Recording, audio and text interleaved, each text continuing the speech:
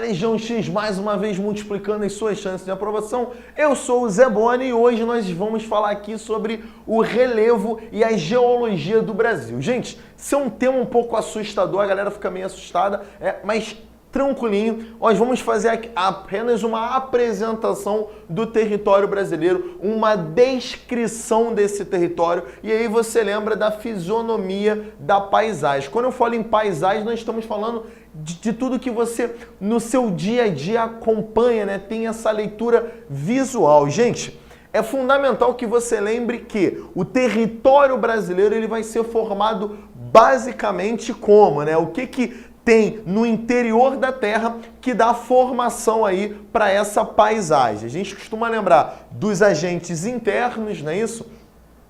Os agentes que formam essa paisagem ou formam esse relevo da Terra e dos agentes externos, que são os agentes que modelam essa paisagem ou esse relevo. Então, se nós formos aqui darmos uma aprofundada, né, literalmente no território brasileiro, nós vamos notar que ele é formado basicamente de 36% de escudos cristalinos. O que são esses escudos? São os dobramentos antigos, são as estruturas mais antigas da Terra. E aí você precisa lembrar que, no caso brasileiro, elas foram formadas no pré-cambriano e no paleozoico.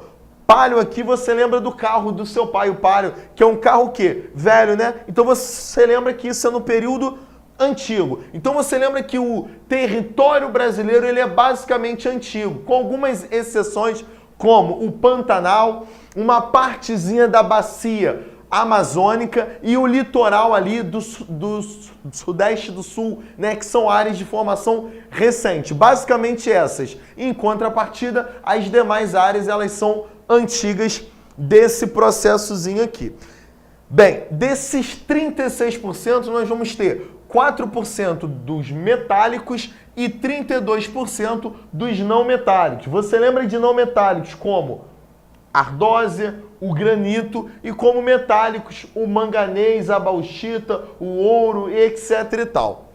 64% do nosso território ele vai ser composto de bacias sedimentares. O que são essas bacias sedimentares? São áreas, como o nome diz, bacia, né? Então ela tende a ter uma área mais o quê?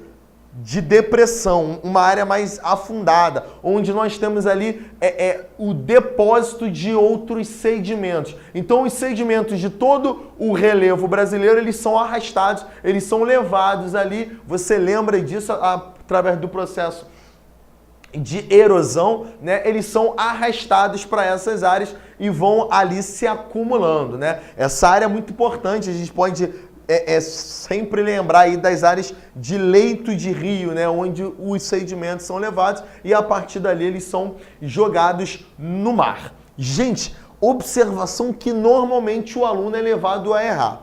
O território brasileiro ele está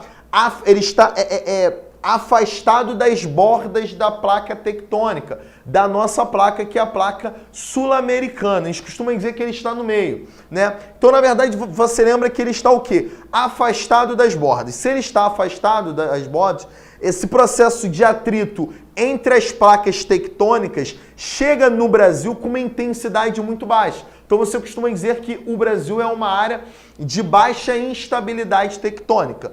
Lembrando que os dobramentos recentes, né, esse processo de formação de montanhas, eles se dão normalmente no encontro das placas tectônicas. Se o Brasil está afastado desses encontros, dessas bordas, nós vamos dizer que o Brasil não apresenta dobramentos modernos. Zé, o que são dobramentos modernos? São as montanhas. As montanhas, né, elas são formadas a partir do encontro entre as placas tectônicas. Como o Brasil está afastado das bordas, nós não temos montanhas. E outra observaçãozinha que eu trouxe aqui para você. Como o nosso clima ele é muito quente e úmido, nós vamos dizer que o nosso relevo ele é muito intemperizado, ele sofre um intenso processo de erosão, o que dá para a gente altitudes modestas e topos arredondados, ou seja, nós não temos grandes altitudes e nem aquelas altitudes bicudas, pontiagudas. O nosso topo ele é arredondado e baixo. É normalmente isso que você consegue visualizar na paisagem brasileira.